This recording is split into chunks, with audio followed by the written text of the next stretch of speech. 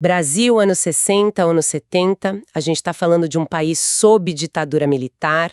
A grande imprensa, na maior parte do tempo, ou se calava ou, pior, colaborava. Mas, sabe, nas sombras, em redações improvisadas, em apartamentos, porões, uma outra história estava sendo contada. Hoje, a nossa conversa mergulha num movimento que usou tinta e papel como arma, a imprensa alternativa. Exatamente. E o nosso objetivo aqui é ir um pouco além daquela imagem mais romântica da resistência. A gente vai tentar entender o que foi de fato essa imprensa, por que ela surgiu com tanta força e o que lá tornou tão vibrante e, ao mesmo tempo, tão perigosa. Nossa base para isso é o livro Jornalistas e Revolucionários, do Bernardo Kucinski, que, traça um mapa fascinante desse universo. E é um mapa cheio de caminhos diferentes, né? Porque o livro deixa claro que não existia uma imprensa alternativa. Eram várias, e muitas vezes elas nem se gostavam. Por exemplo, como é que um bando de cartunistas com o Pasquim virou uma das maiores dores de cabeça do regime? E o que um jornal chamado Bondinho tem a ver com, sei lá, liberação sexual e drogas em plena ditadura? É surpreendente. É por aí que a gente começa a entender a complexidade da coisa toda. Porque o primeiro impulso de resistência não veio de um manifesto político, não. Veio de uma gargalhada. Logo depois do golpe de 64, a situação era tão absurda que gerou uma espécie de fúria criativa. E o pioneiro nessa história foi o Milor Fernandes, certo? Ele foi demitido dos grandes jornais e, em vez de baixar a cabeça, criou o PIF, PAF. Bem definido. A princípio era uma revista de crítica de costumes, com aquela acidez típica do Milor. Mas, como o Kucinski aponta, as circunstâncias e principalmente os leitores empurraram o jornal para a arena política. As pessoas liam nas entrelinhas, sabe? Buscavam ali a crítica que não encontravam em mais lugar nenhum. Foi a primeira resposta satírica ao regime, quase que sem querer, então. Quase que por acidente. E se o Pif-Paf foi um ato solo de um gênio... O Pasquim foi a versão banda de rock. Perfeito. Era um projeto coletivo, uma patota, como eles mesmos diziam, tinha Ziraldos, Jaguar, Enfio, eram tímidos sonhos do humor brasileiro. Uma bagunça organizada que mudou o jogo. Mudou completamente. E teve um momento-chave, né? O ponto de virada. Ah, sim. A famosa entrevista com a atriz Leila Diniz. Ela falou sobre sexo, orgasmo, liberdade feminina, com uma naturalidade, usando tantos palavrões que, bem, aquilo simplesmente implodiu a moral conservadora da época. O resultado foi um fenômeno. O jornal vendeu quase 200 mil exemplares. O Pasquim deixou de ser um jornal de nicho para virar um acontecimento nacional. O que me parece fascinante nisso é o poder do riso. Mas eu fico pensando, existia um risco de banalizar a brutalidade da ditadura? De transformar tudo em piada? Essa é uma crítica que existia, sem dúvida. Mas o que Kucinski mostra é que o efeito principal não era esse. O riso funcionava como uma, terapia coletiva. Ele socializava as tensões e, mais importante, ele ridicularizava a figura de autoridade. A ditadura entendia a linguagem da força, da prisão, da tortura, mas ela não sabia lidar com uma charge do Enfio, entende? O humor desmoralizava, tirava aquela aura de poder inabalável. Então o riso era uma arma porque criava uma comunidade. Quer dizer, quem ria da mesma piada sobre os generais compartilhavam o segredo, uma cumplicidade. Exatamente. E essa cumplicidade é algo que o regime não podia controlar. É por isso que o humor, que parece tão inofensivo, levou tantos desses jornalistas para a cadeia. Eles criavam uma rede de entendimento que minava a autoridade por baixo de uma forma sutil, mas muito poderosa. E essa falta de controle se aplicava a outras áreas também, não é? Porque enquanto a ditadura estava de olho nos humoristas, uma outra revolução, talvez ainda mais radical, acontecia bem debaixo do nariz deles. Sim. E aqui a história fica ainda mais saborosa. Tinha uma vertente que não se encaixava nem na militância tradicional de esquerda, nem no humor. Eram jornalistas, muitos vindos da inovadora revista Realidade, que foram influenciados pelo New Journalism americano. Eles queriam um jornalismo mais literário, mais pessoal. E mais do que isso, eles queriam viver a revolução, no corpo, no comportamento. Peraí, então você está me dizendo que no meio da ditadura, com toda a repressão, tinha uma redação que funcionava quase como uma comuna hippie? Como assim? Era o espírito do jornal Bondinho. Eles eram profundamente influenciados pelas ideias de Wilhelm Reich e sua teoria do orgasmo. Para eles, a repressão sexual era a raiz de todas as outras repressões, inclusive a política. Então, a verdadeira revolução começaria pela liberação dos corpos. O livro descreve que a redação vivia de forma comunitária, praticando amor livre, experimentando drogas. Isso devia ser um choque não só para os militares, mas para a própria esquerda tradicional, que muitas vezes era bem careta, né? Um choque total. Eles eram a contracultura global dos anos 60 e 70, aterrissando de forma explosiva no Brasil. Era uma recusa a qualquer tipo de doutrina, fosse do Estado ou dos partidos clandestinos. A revolução deles não estava no manual, estava na experiência diária. E essa atitude evoluiu para algo ainda mais extremo. O jornal? Exato. O que o Kuczynski chama de jornalismo kamikaze. E o que isso significa na prática? Significa que cada edição era um ataque frontal. Sem metáforas, sem meias palavras. Um ataque direto à ditadura. Era quase um ato suicida, um jornalismo de ruptura total, feito para chocar e provocar uma reação.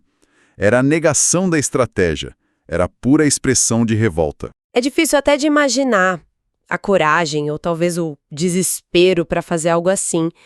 E fica uma questão que ecoa até hoje em movimentos sociais, eu acho.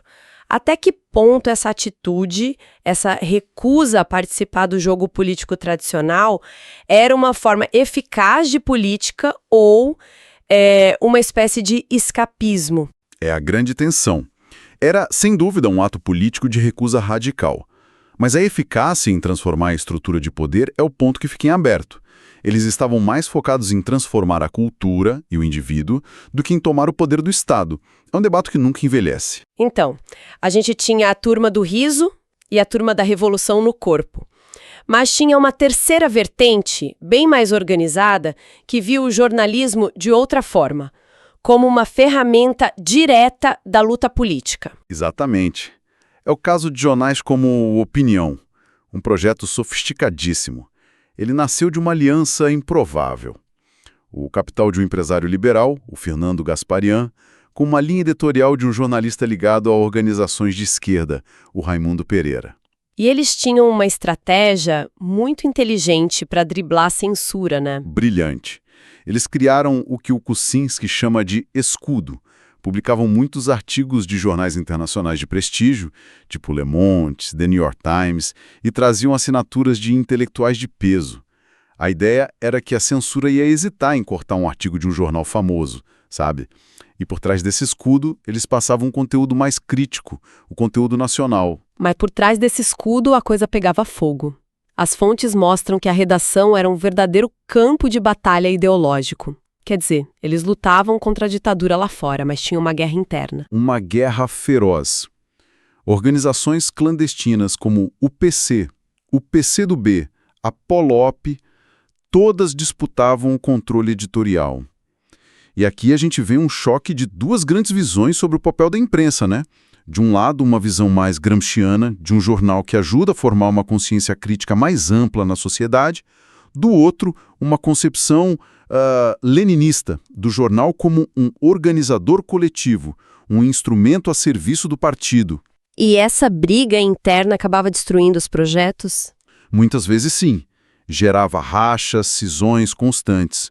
O jornal Movimento, por exemplo, nasceu de uma briga dentro do Opinião e se tornou, nas palavras do autor, um quase partido, com forte controle do PCdoB. A história dele é uma sucessão de conflitos internos até o esgotamento. É uma simetria fascinante. Enquanto a grande imprensa abria mão do seu papel político, esses jornais o assumiam com tanta intensidade que eles mesmos viravam arenas políticas. Em comum. O primeiro, claro, a censura. A rotina que o livro descreve parece um pesadelo. Era inacreditável. Os jornalistas tinham que mandar todas as páginas do jornal, antes de imprimir, para um escritório de censores em Brasília. Dias depois, recebiam de volta um quebra-cabeça de textos mutilados, reportagens inteiras riscadas em vermelho, fotos proibidas. É quase uma forma de arte do protesto, então. O ato de preencher aquele vazio se tornava em si uma denúncia. O leitor não apenas lia a notícia, ele via a ausência dela. Sentia o peso da censura ali, na página. Exatamente. A criatividade era a única saída. As fontes contam que eles preenchiam os buracos com poemas de Camões, receitas de bolo, qualquer coisa para denunciar a ação dos censores de forma irônica. Ok, e como eles pagavam as contas no meio disso tudo? Imagino que não tinha anunciante fazendo fila. Viabilidade econômica era outro grande pesadelo. Uma debilidade financeira crônica. A maioria funcionava com base em voluntários, doações, o dinheiro dos próprios jornalistas, fora que sofriam com as comissões abusivas dos distribuidores que ficavam com uma fatia enorme do preço de capa. O livro até cita o exemplo da Cojornal, uma cooperativa de jornalistas no Sul, que tentou um modelo de autogestão, mas esbarrou em todas as contradições, de tentar ser uma ilha socialista numa economia capitalista, sabe? Era uma luta diária só para existir. E no final dos anos 70, com o início da abertura política, o cenário começa a mudar. O movimento não morre, mas ele se transforma. Ele se diversifica, se especializa. Com a abertura, as pautas que estavam reprimidas começam a explodir. Aí surgem jornais de nicho focados em questões que antes eram invisíveis, jornais feministas como o Brasil Mulher, de defesa dos direitos homossexuais como o histórico Lampião da Esquina, e jornais de base ligados a sindicatos, a bairros operários, como o Jornal dos Bairros.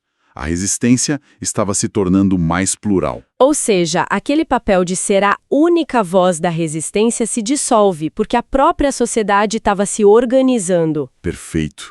Os sindicatos e os partidos voltam à legalidade, criam seus próprios jornais. Aquele espaço social que a imprensa alternativa ocupou de forma heróica durante os anos de chumbo começa a ser preenchido por outros atores. O ciclo estava se fechando. Nossa jornada de hoje passou pelo humor corrosivo do Pasquim, pela revolução comportamental do Bondinho e pelas batalhas ideológicas de opinião e movimento. Fica muito claro que a imprensa alternativa não foi um bloco único, mas um ecossistema caótico, corajoso e profundamente contraditório de vozes que se recusaram a calar. E esses jornais, mesmo com todas as suas falhas, suas brigas internas, sectarismos, eles nos deixam um legado poderoso. Eles nos lembram que o jornalismo pode e talvez deva ser um ato de cidadania. Eles enfrentaram a censura do Estado e uma precariedade financeira imensa para manter um discurso alternativo vivo, para garantir que a história não fosse contada por uma única voz. E isso deixa a gente como pulga atrás da orelha, né? Hoje, com a internet, redes sociais, criar uma mídia alternativa parece mais fácil do que nunca.